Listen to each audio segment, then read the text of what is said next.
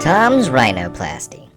And welcome back to ManBearPod, the podcast that chronologically follows every episode of South Park until you find out this was all created by AI.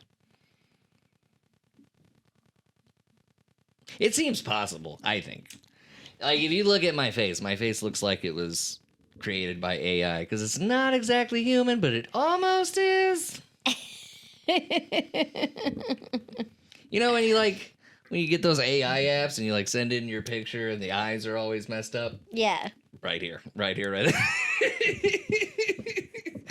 Welcome back to ManBearPod. I'm Dan. And Misty. And today, well, first of all, we'd like to apologize for taking a week off. We had to upgrade some equipment, and we got into physical fitness, and that's become an obsession of ours. But we look good.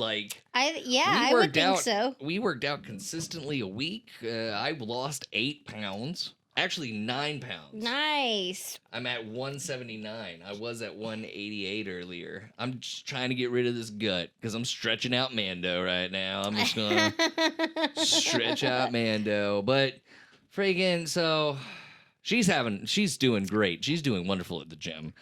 I was doing good. I had a whole day where I did 3 miles on a treadmill. Yeah. And burned 300 calories. And then the next day, knee buckled. So you've been working out at the gym more than I have because I've been putting icy hot on my knee. I can only guess it's skateboarding from when I was a teen, or just I don't know. I think maybe years ago I was playing basketball and I heard something happen to my knee. Oh, yeah. But it didn't hurt severely, and it was the pain stopped 30 minutes later, so I just never cared to get it looked at. And now I'm buckling on a treadmill. But kind of ties in with the episode we just watched, Tom's Rhinoplasty. Deals with half of what the episode is about. Oh, could you pass me the phone, sweetie? Yeah. I hate to do this on the... I gotta get up. I know. I hate to do this live. We run such a professional program.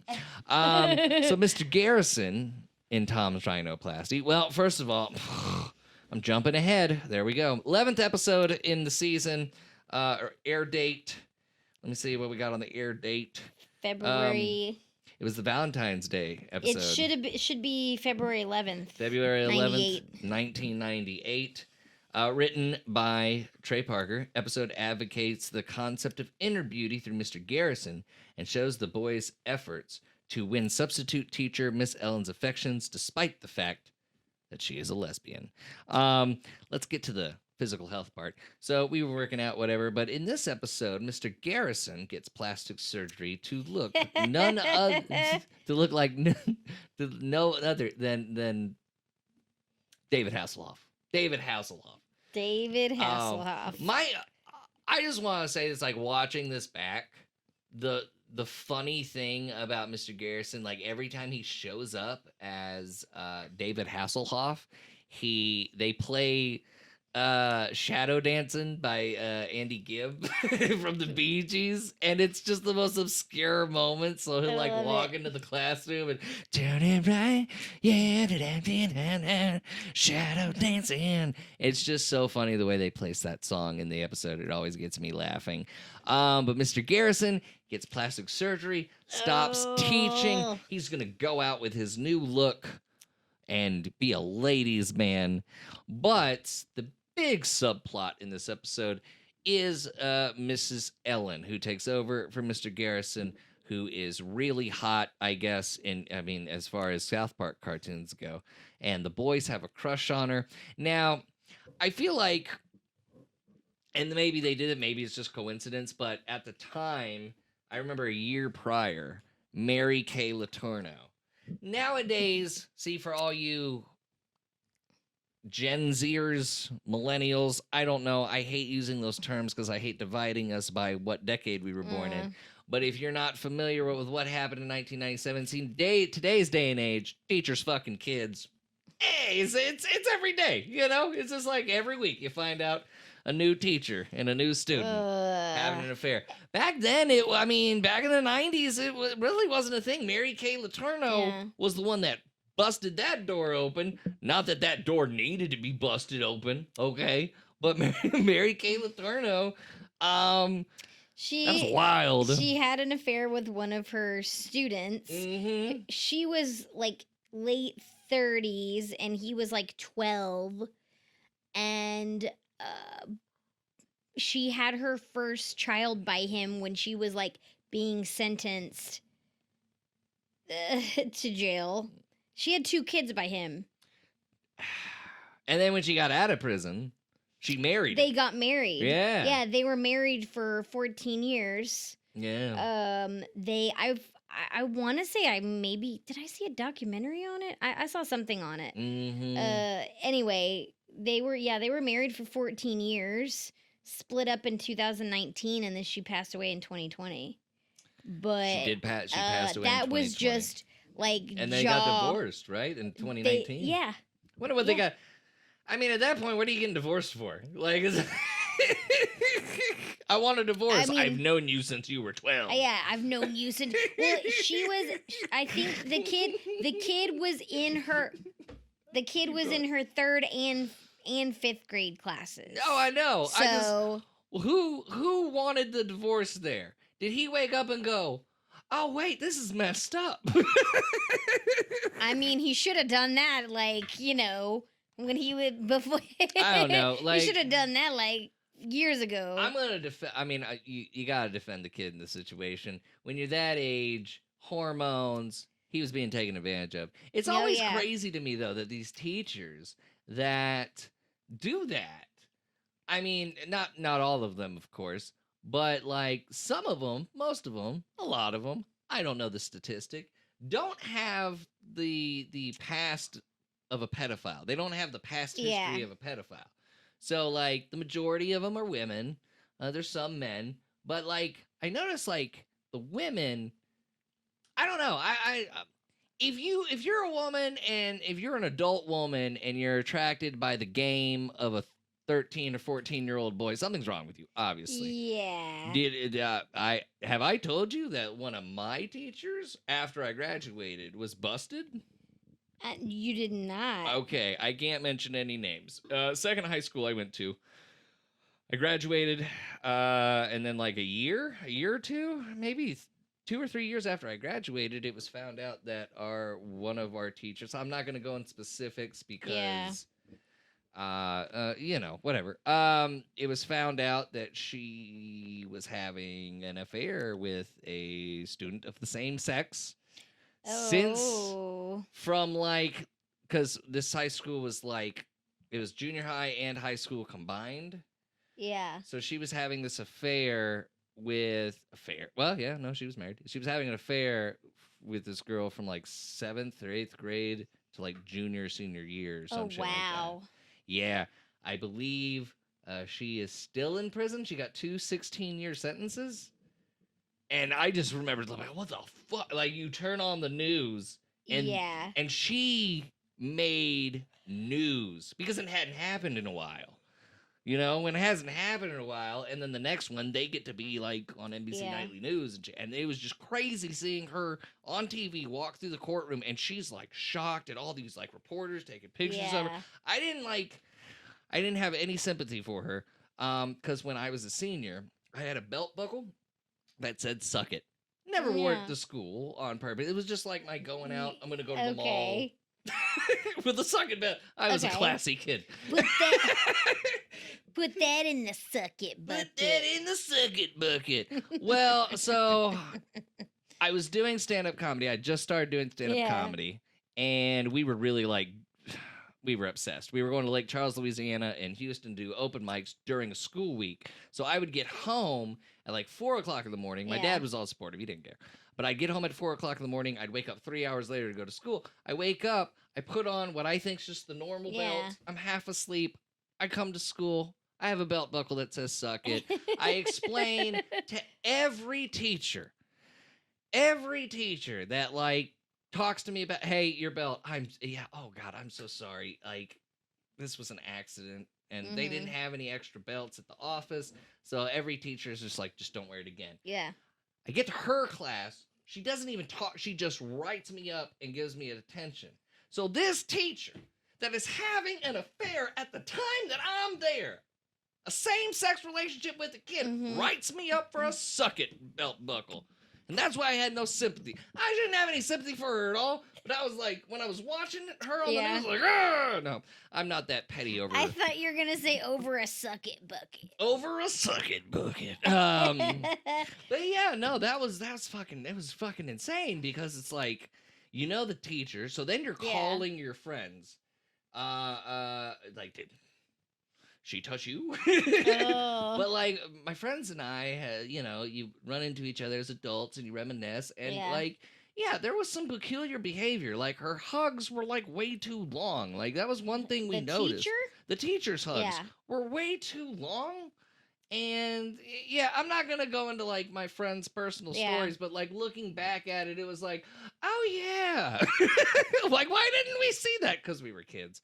But yeah, so this episode kind of revolves around the student-teacher crush, and it's not the first time this is touched on in South Park. In fact, the whole relationship between a teacher and a student is covered seasons later with Ike and Cartman dressed up as Dog the Bounty Hunter. Can't wait to get to that episode.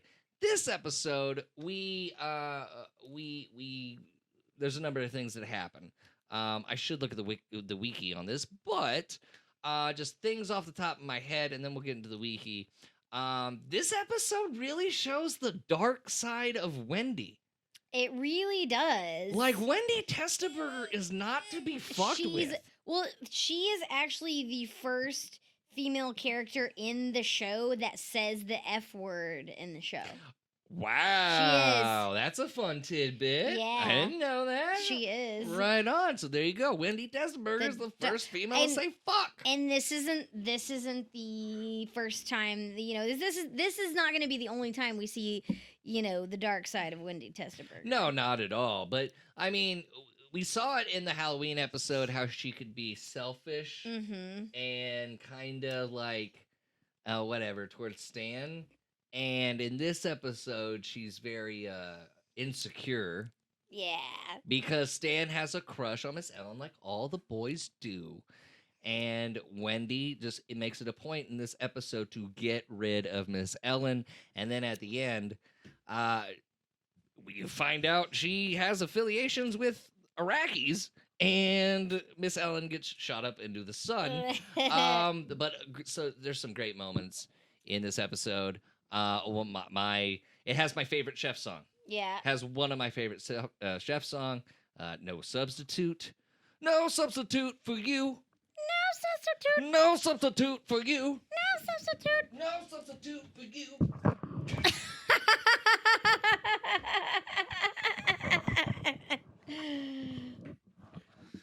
Sorry about that. Also, I think my tongue came out of my mouth a little bit. Your tongue came out of your mouth? Like I just lost control of my tongue. I lost control and it. Does the muscle hurt?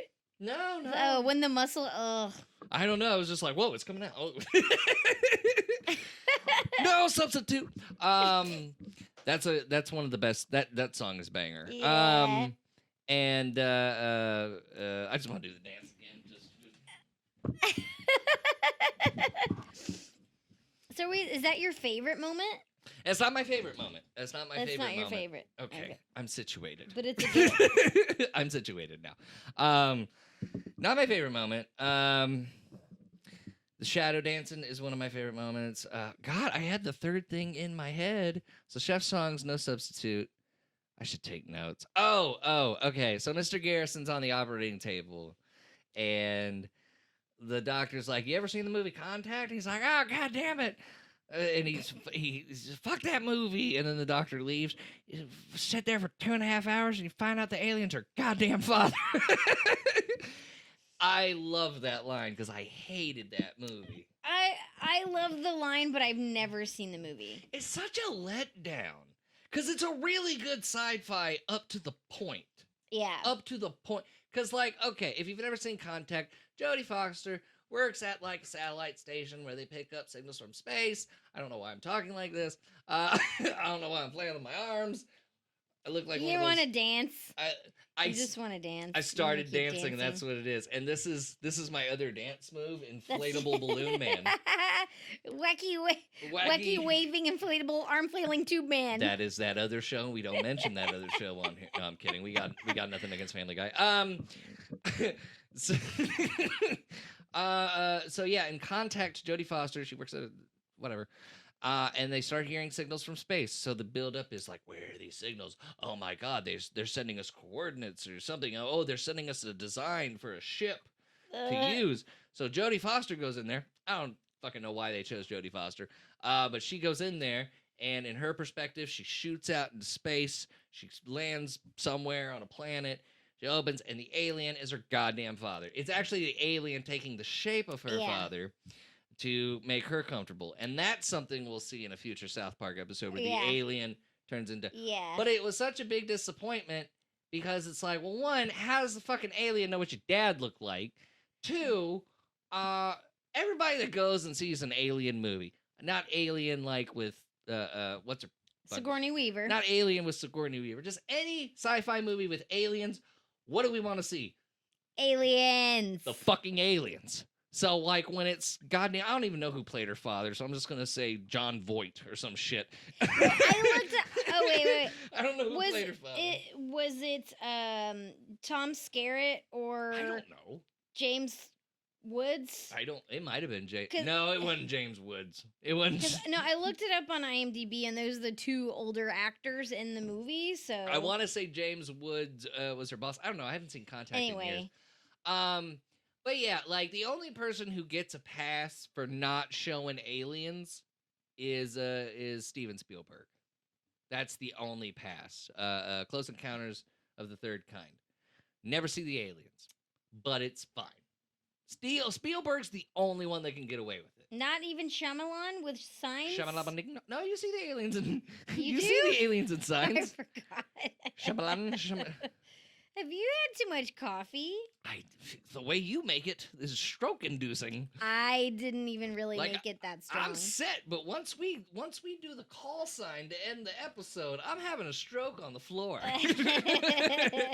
But yeah, that's my favorite line, favorite moment. I don't know. But hey, Mr. Garrison had surgery, so I want to ask you: is there anything about you that you would fix through surgery?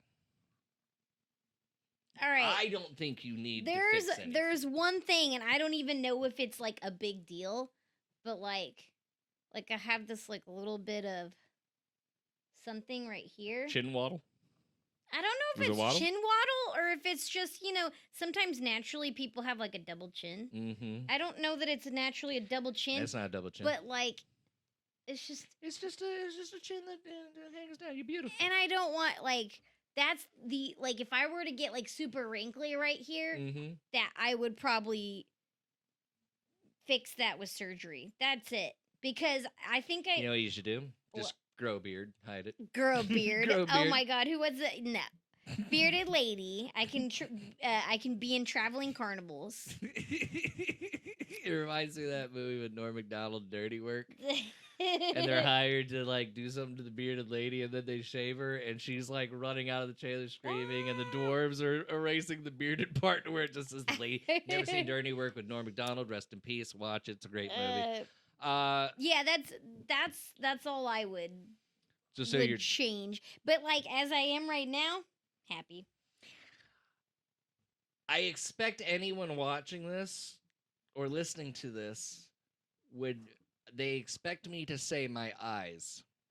They expect me to say that. Oh yeah, he definitely would get his eyes fixed, moved closer together, And like that's mean and stuff. I have unique eyes. And it's accurate. I'd get them fixed. Yeah, I would. I would. I'd get them closer together. Just sometimes it's like, sometimes I catch the perspective of other people, like in photos or something. Yeah. Sometimes I'll be like, oh God, yeah, dude, I kind of do look fucking weird. That is a weird thing. But some people are, in ancient Egypt, when people had eyes like these, Yeah. they were kind of like almost looked at like religious figures. They were almost looked at as like wise ones. Really? Yeah. I No, I'm didn't- making that up completely, but it sounded true. Let's get to fun moments about this episode. In the credits, one, it's the Valentine's Day episode. Yeah. So they just love doing a holiday episode. Natasha Henstridge is credited as the guest star. She plays Miss Ellen. She's credited as the chick from Species. Mhm. But if you don't know Natasha Henstridge, she's not just from Species. She's from Ghost of Mars, the whole 9 yards, the whole 10 yards. She plays Matthew Perry's, I think, love interest in whole 9 yards. Maybe not. I don't know. I haven't seen that movie in a long time. But she's a great character actress. And Eli Stone, another movie. She's one of the first, I think, one of the first special guest stars of South Park. Yeah, I think she's the first one, aside from like George Clooney, who was Mhm. barked as Sparky, or Jay Leno, who meowed as the cat. Yeah, and that was But just she- like troll guest starring. Yeah, she was the first like actual guest star that had lines. But based on the research I was doing earlier, that was her first time doing voice acting work, so she was nervous. No surprise here. Trey Parker and Matt Stone said they were initially unhappy with Tom's rhinoplasty when the production of the episode concluded, and were surprised when the fans responded positively to it. I feel like, man, I mean, I think these two are geniuses, but like I would not work for them because when people are not satisfied with what Mhm. they make, I feel like, I'm not saying like they're terrible to be around, but it's just like they'll bring you down too. They'll make you think like, yeah, that was Oh. shit. I don't know. It just seems like every episode that they're not happy with ends up being a classic. But Yeah. they're unhappy with a lot of episodes in this season. It's the first season. Yeah. I mean, I'm sure they were just like on their toes because they did not know if it was gonna end the next day. Yeah. You know. Didn't know how long it was gonna last.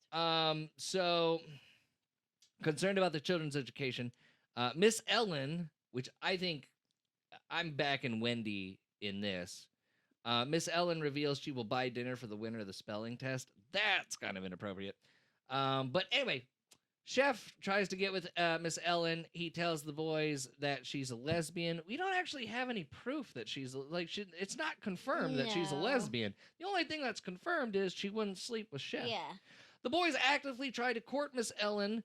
Meanwhile, Mr. Garrison's nose job makes him hot and sexy man. He gets chased around by all the women in South Park, resembling David Hasselhoff. I was watching this, and what I was thinking was like, wow, they superimposed David Hasselhoff's Yeah. head on Garrison's body.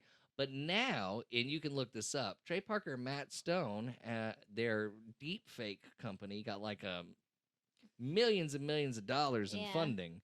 And it's just so, like, of course they would those two would like get into the deep fake Mm-hmm. industry. Like they were doing it in 1997, Mm-hmm. putting, Well, celebrities' faces in the cartoon show. that Hasselhoff, that was actually the first time a photo of a celebrity was put on a cartoon body. That's true, because in the Kathy Lee episode, they actually just made her look like a South Park Yeah. character. They animated her Yeah. and everything.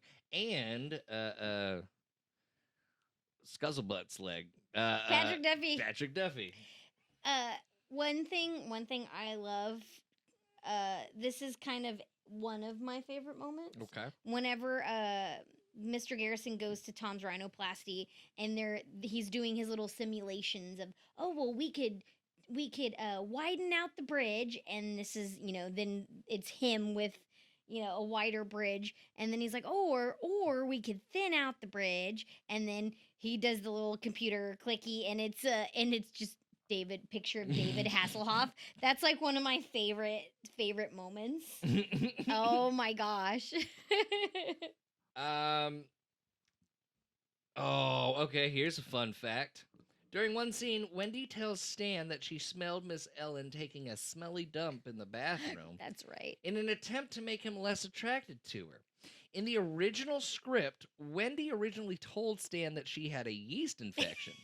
But Comedy Central censors made Parker and Stone change the line. Parker and Stone said that although the network typically provides great leniency in permitting obscene jokes, they often object to lines about female hygiene problems. This might be a stupid question. I don't know what a yeast infection is. I didn't think it was like an obscene, like now that I'm reading, I didn't think it was an obscene thing. Like it's something y'all go through, obviously, but like I thought it was like the equivalent of a woman's yeast infection is like a dude, I don't know, like I thought it was just like having like a hemorrhoid. It's not, is it? It has to do with like a discharge. Now I'm gonna have to censor this episode. That's the grossest thing. What are y'all made of? Like, what are y'all even? What are y'all walking around discharging at Taylor Swift concerts? Just fucking. All right, you know what? It's best I don't know. Probably. Most of our demographic is male. Let's just move on. During a cafeteria scene, a boy visible at a lunch table in the background looks exactly like Craig Tucker, but the color of his hat has been changed to make him appear to be a different character. The idea of Miss Ellen taking one of the children to dinner came from Parker's real-life experiences. Okay. At his school, the children were able to have lunch with the teacher and principal if they were awarded Student of the Week. Parker said he went on one of the lunches once and found the experience really, really creepy because he had the impression the teacher and principal were having a romantic affair. Okay, so I was like weird elementary school. My grandmother was a librarian. Really? Yeah, she was a librarian. I didn't know that. Mm-hmm. She was back before she was retired. She was a librarian. So I guess she started this tradition with my older brother where she would take the librarian of the school and one of us to like I don't know, it wasn't a scholastic book fair, but it was like this convention. Yeah. A scholastic convention that was happening in Houston at the H.R. Brown? The convention center, yeah. H.R. Brown Convention Center. That's still standing today and right across the street from a good Houston venue called The Secret Group. Huh. And I don't, it was weird. It was so weird. I don't know why I was forced to go, obviously. And it's not like I didn't like my librarian or anything. It was a fucking librarian. Like, I'm in 5th grade. Why do I care? It was fun.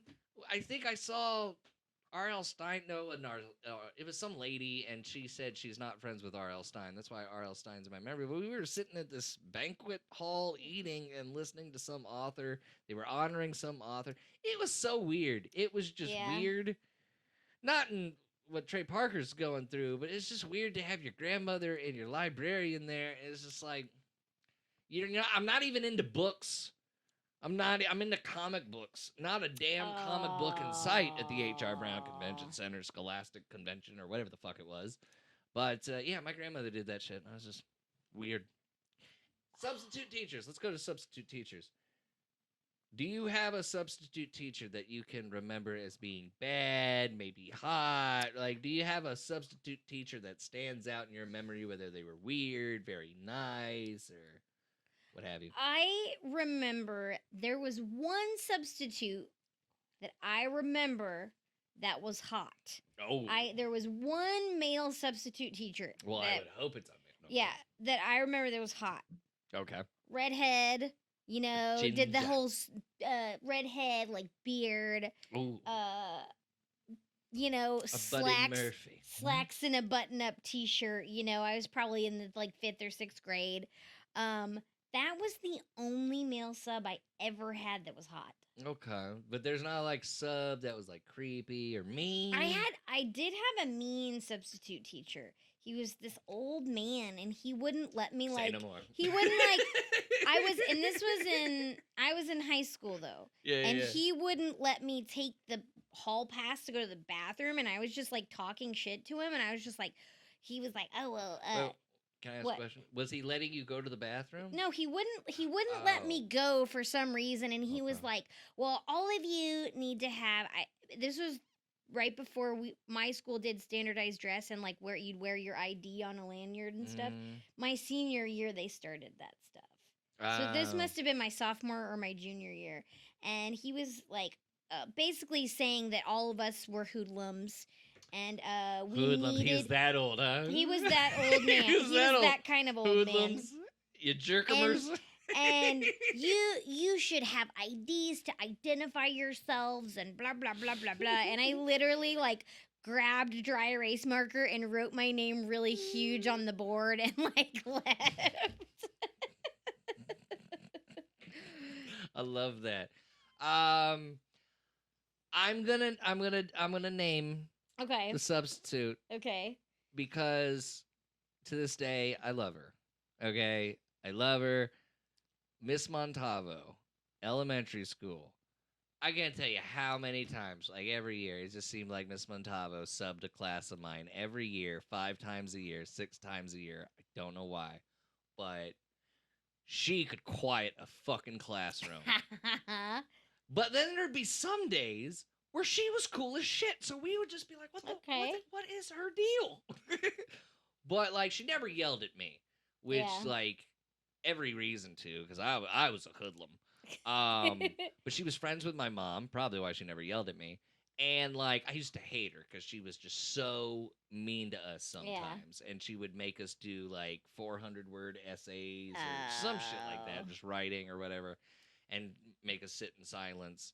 But the day I was just like, nah, this lady's cool, my mom forced me to go to this like after school lunch she was having with a couple of teachers, one of them being Miss Montalvo, and I'm listening to all these ladies, just bitch about shit. And we get to the subject of Miss Montalvo and how she is as a substitute, and she's like, oh, the kids hate me. Ain't that right, Dan? And I was like, yep.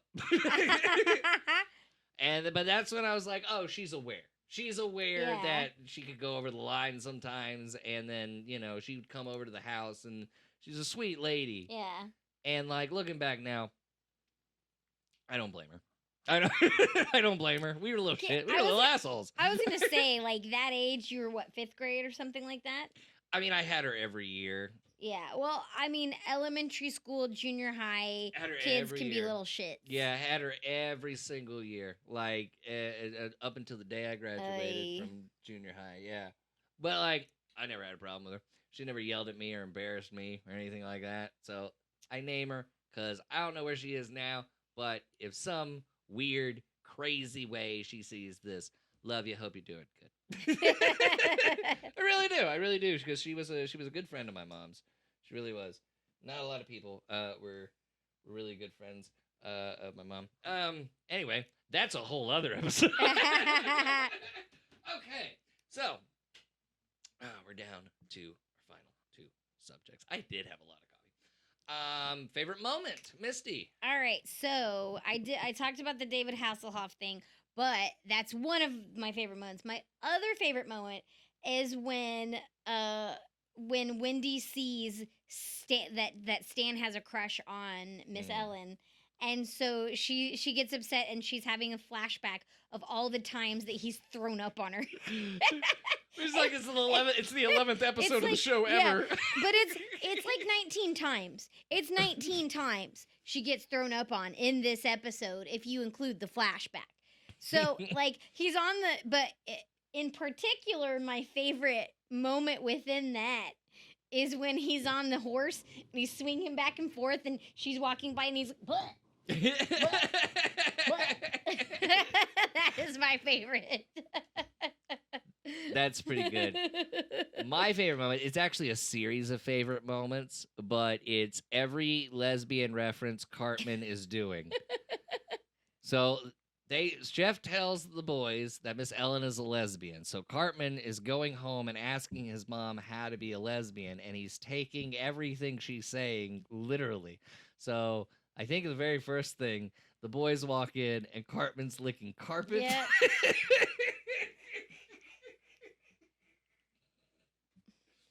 And then the final one, he's munching on a box, and that always kills me. That's such God. That's fucking clever. But there's a message behind that. What's that? The message behind that is that people, the people in the town, and I think people in general at the time don't understand they don't understand what it is to be a homosexual. Okay. They don't, Yeah. I think it's because the kids don't know. Cliche. Yeah. It's, there's all these cliche things. Sure. Okay. Yeah, I agree with you on that. Next question, final question before we wrap this up. Misty, does Tom's rhinoplasty hold up? Yeah, I think it does. Yeah. Yeah. David Hasselhoff, man. That's okay. So see, I don't know. Because everything about this episode's funny. Yeah. But if you don't know who David Hasselhoff is, I can see the Mr. Garrison part being like, what the fuck? You know what? I'm going to go with holds up because the humor in it is pretty solid. I think it's, out of all the episodes in the season, this one so far showed the most, just clever jokes, punchlines, the laughter, the joke counts faster, punchlines hit. There's laughs per second. That's what we used to do in stand-up comedies, laughs per second. And this episode has a lot of laughs per second. And then just how Kenny died, that was good. I mean, yeah, I would say it holds up. I would say it not only holds up, would it be an episode I show someone? No, there are better episodes. But this is a pretty solid episode despite the fact that Matt Stone and Trey Parker were not happy with it. This is really, really, really funny episode. It's got that banger chef song. It's got Mr. Garrison as David Hasselhoff. It's got, real, because now, nowadays, now you hear about this teacher is having sex with this student and everything. And that was South Park was the first cartoon that really, or just the first show on television that really danced with that premise, And her taking Stan to dinner, it's like they were walking a fine line there. Yeah. Without going too far. They didn't, but like I said, there's an episode in the future involving Cartman dressed up as Dog the Bounty Hunter, and that is when they do just say, there are no lines. Let's fucking do this. But anyways, that's Tom's rhinoplasty. Next week, all right, I'm pretty excited about this one. Mecha Streisand is our next episode. This episode pissed Barbara Streisand off. My first concert, I think, was Barbara Streisand. I don't know. I was too young to remember. Really? My mom was really into Barbara. Barbara. My mom was really into her. I think we saw her at the Woodlands Pavilion. I'm not sure who we saw. I just thought it was... in my memory, it's Barbara Streisand, but it could have been, my mom was into all that shit. Barbara Streisand, Celine Dion, all those singers. I'm thinking it was Barbara Streisand. I can't remember what she looked like. The only thing I remember is the guy that was singing before her was wearing a blazer, no shirt on underneath, massive amounts of chest hair. Wayne Newton don't have... I don't know if Wayne Newton has any hair on his body besides his eyebrows and his head. I'm not sure. And no, I would love Wayne Newton. I rocked Doc Shane. I rocked that shit. You ever heard that song? Doc Shane, I'm sure I have. I'm sure I've Thank you heard it. for seeing me again. Do you recall? Sorry. Sorry. Anyways, I don't know what you're saying, but when I'm editing this, I will hear it. Okay? Remember, I edit this with headphones on, so anything you say in that I'm not microphone- saying anything because you're talking. Yes, because I don't... Don't do that, sweetie. I'm kidding. People on the internet will say... I'm kidding. I'm going to say it right now. Do not overreact. I am kidding. We live in a time where you can't even go to the wrong house anymore without being shot. My whispering into the microphone, I kid. I kid. Anyways, that concludes another episode of Man Bear Pod. Join us next week, episode 12, Mecha Streisand. I'm Dan. I'm Misty. And we'll see you next week.